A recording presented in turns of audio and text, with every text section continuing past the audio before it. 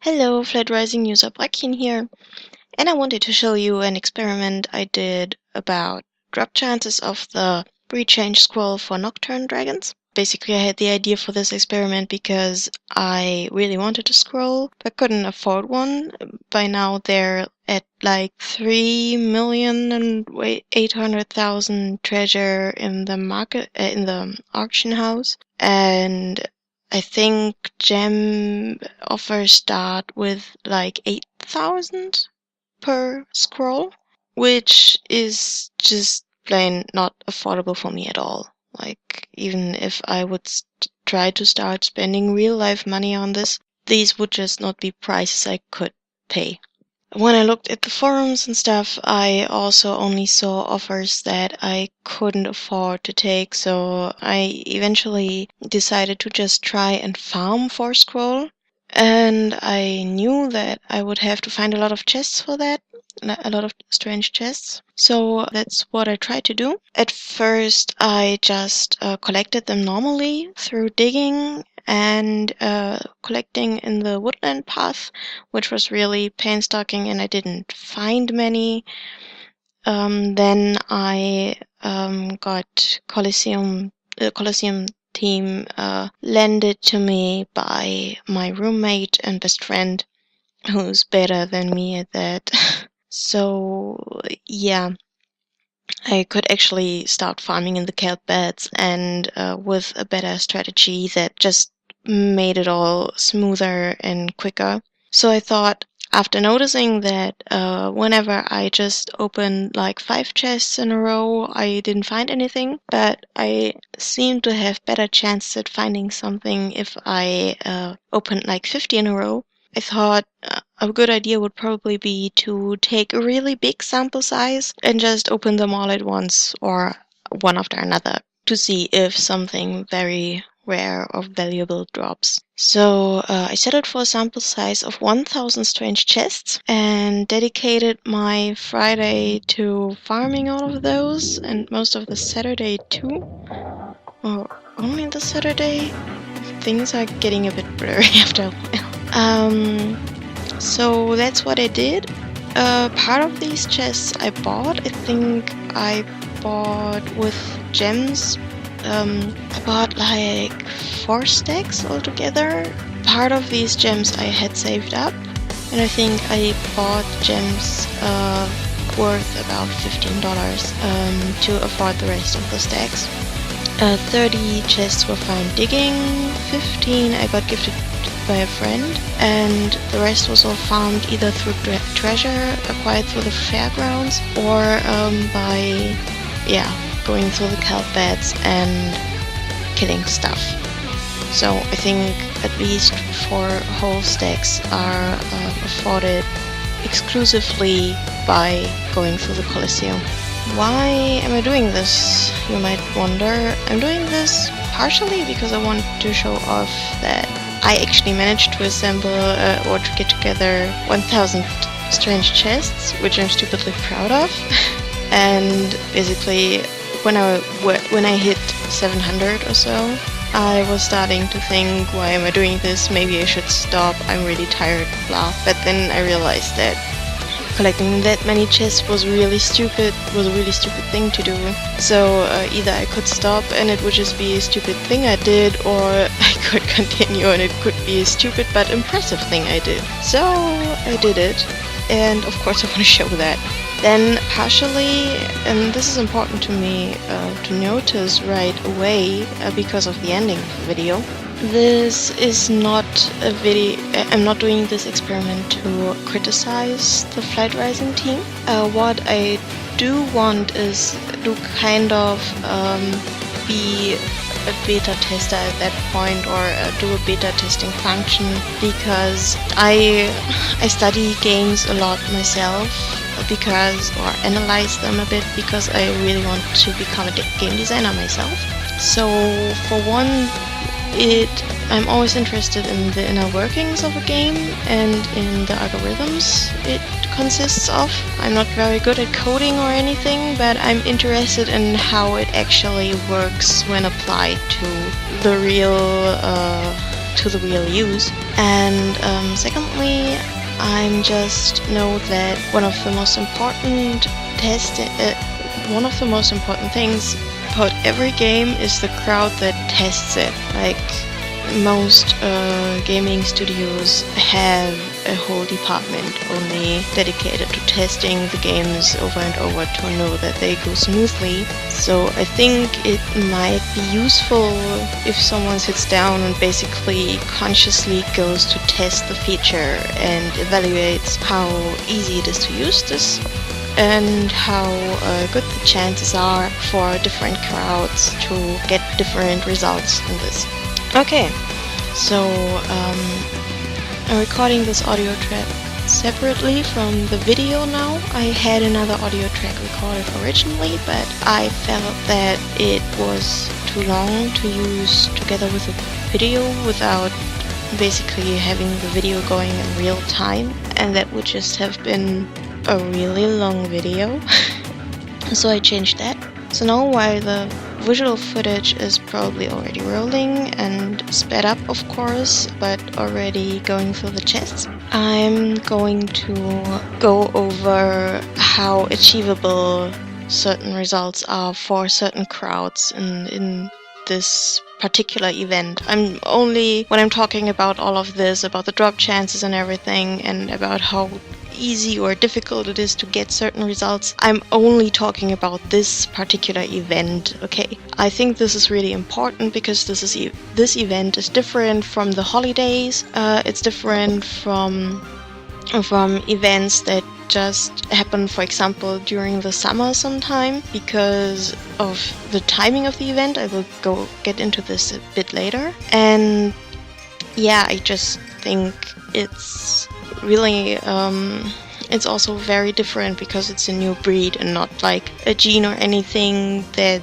is a constant edition and will probably be available for a very long time, but like something that is only available for a very short amount of time and only annually as opposed to the monthly holidays, for example. So every kind of critique or anything that I have about this feature only is about this particular event. This is important. So about this event, I felt that this is a really cool event in concept. In reality, I've had a lot of problems with it because of my casual gaming nature. Like I mentioned before that my best friend / roommate had to borrow a Colosseum team, or I had to borrow a Colosseum team from him. And that's because he is a more competitive gamer and more of a completionist than I am. Like when I play a game, I'm usually the casual type, and I can be very diligent in it. With Flight Rising, I've been online on a very regular basis. I've been online almost daily to collect certain stuff and to visit Crim and whatever. But especially recently, my life is just crowding up a bit, so I always need to kind of prioritize a bit, and games usually take the back seat then, because certain other things, like especially drawing, which I want to make my career, and job training, which I'm doing to make it my career, and my family and friends, those are all kind of taking higher priorities than games. So that's basically why I'm only going into these casually. But still, of course, I want to have shiny stuff, and usually I'm okay with giving up, for example, a bit of real life money for that. Like I'm usually very ready to pay between $10 and $20 for super special stuff in games. Not because I'd be rich or anything, I'm really not, but most games that offer that, I can completely understand that they do, because like Flight Rising, they're the mind babies and little love children of some private small developers, and I just think, okay, I usually don't pay anything for this game. I can pay every now and then for something shiny, why not? But this particular event, with its poor timing and this really extreme rarity of the desirable items just put a lot of things out of reach for me completely. Like not having a level 25 Colosseum team on my own would have usually, if I didn't have other friends in this game, one of which just happens to be someone who likes fighting in systems like the Colosseum. If I didn't have these friends, I wouldn't have been able to farm many chests in the Colosseum. Like, I think my cut before that was like maybe 10 chests after like 2 hours, 3 hours of farming in the Colosseum, which feels like very little. And especially compared to what I could do later in the kelp beds. Yeah. And the timing was just really poor. I mean, I completely 100% understand the idea behind releasing the event or starting the event on the 21st of December. It was a really cool idea because the 21st of December is the solstice, the longest night of the year. So having a dragon breed, the whole theme of which is darkness and night, released on that date is of course does make a lot of sense. But the problem with it is this was 3 days before Christmas. 3 days of Christmas preparations, 2 Christmas holidays I spent with my family. Then I had maybe 3 days or 4 days where I would usually have been free, but I wasn't because, of course, I was still with my family. I visited relatives abroad because I don't see them at any other time of the year. Then New Year's Eve rolled around, which of course I wanted to spend with friends as well. So all of that time was just not, this was just not a time where I could have been farming or grinding a lot. I mean, I could have been, but I would have had to neglect my family a lot over the holidays and over Christmas of all holidays. Like, if it was Easter, it wouldn't be such a big deal, but Christmas is like family holiday number one. It's just, yeah, that felt like not the best thing about it. Then the frequency with which the chests can be found was kind of difficult too, because you only have a very limited number of turns every day, and really the last 2 days were 2 of the luckiest days I had. The first day where I was digging was really lucky. That was, I think, the 22nd of December or something, where I found like 11 chests. On the 21st itself I was scavenging because I first was hoping for an egg, but then I realized that finding chests would probably be easier. Then I didn't find any chests for a while. Then I found like 3 or 4 per day, and the last 2 days were the luckiest, where I had 15 chests every day. Like yesterday and the day before, I always had 15 chests each. What can I say about that?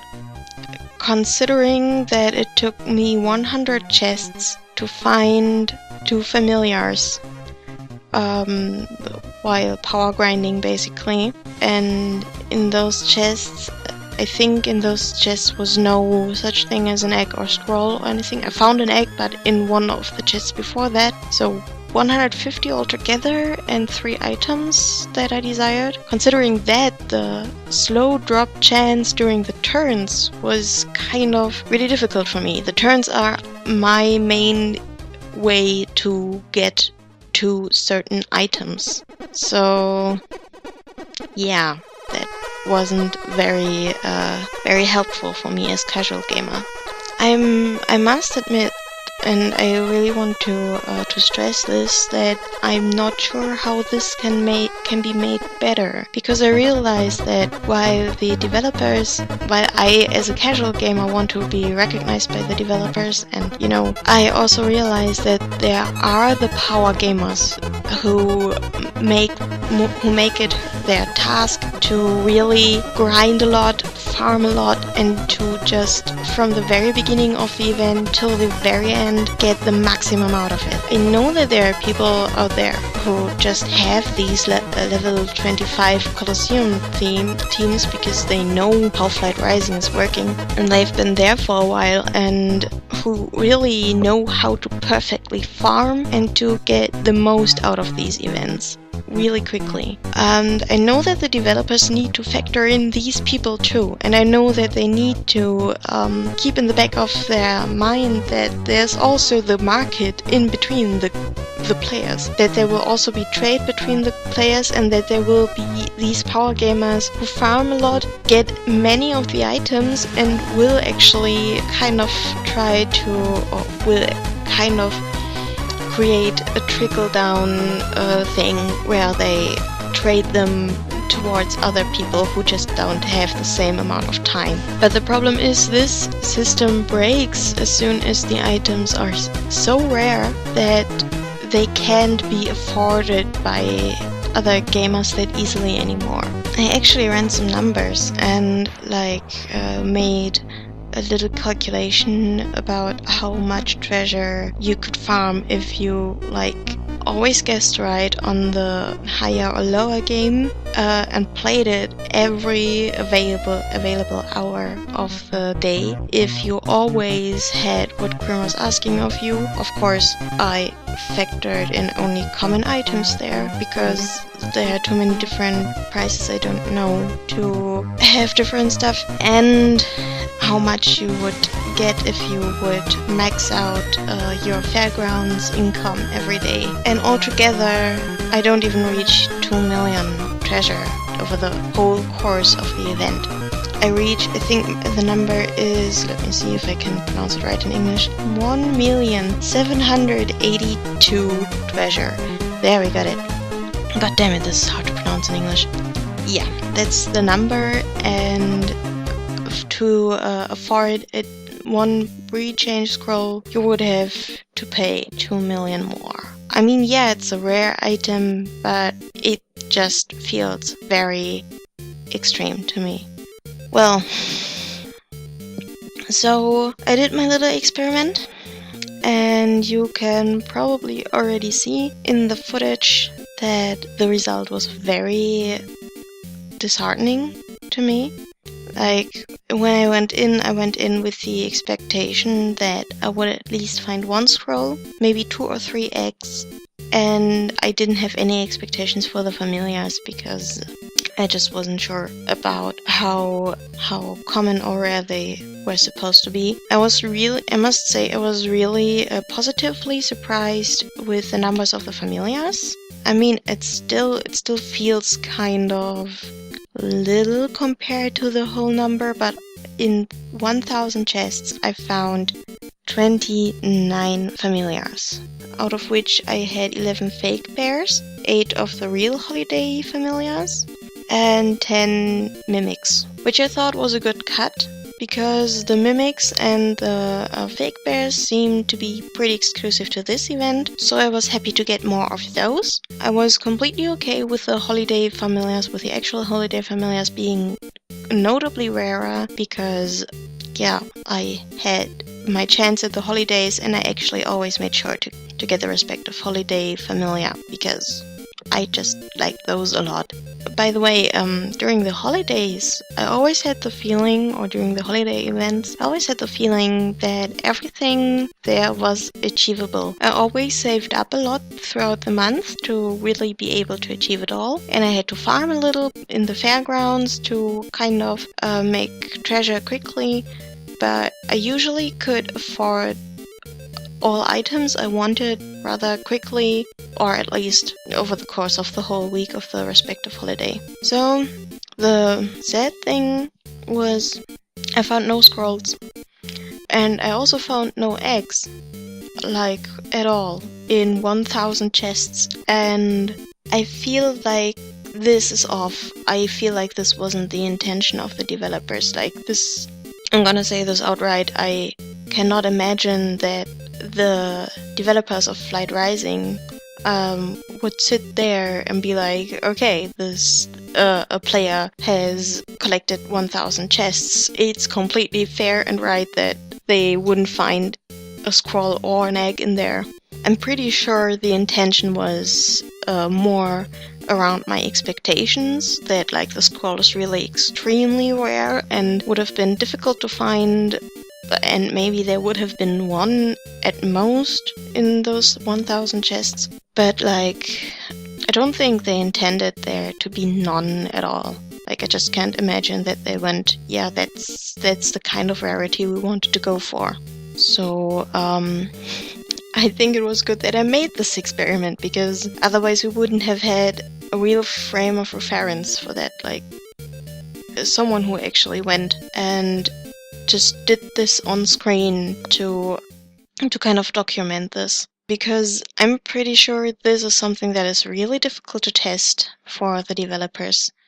I'm not sure if they would sit down. I mean, I think I spent about 2.5 hours on opening all of these chests one by one. I didn't do it in the batches because I'm not sure. There is a rumor going around in my circle of friends that this could actually cause everything to drop the same things, or the same type of things, basically, which would mean, worst case scenario, all of the stacks would only drop food items, and I didn't want to risk that. And I don't think the developers have the opportunity to basically waste like over 2 hours just opening chest stacks.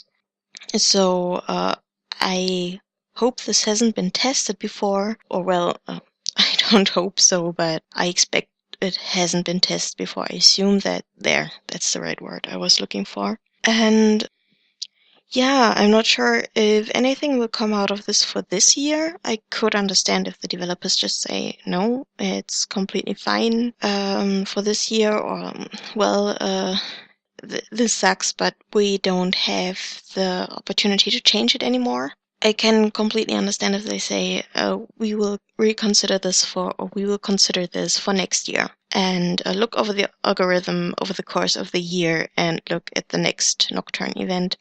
If there is a next Nocturne event and if it drops the scroll again. I wasn't sure if that would happen. Yeah, but I kind of wanted to do it.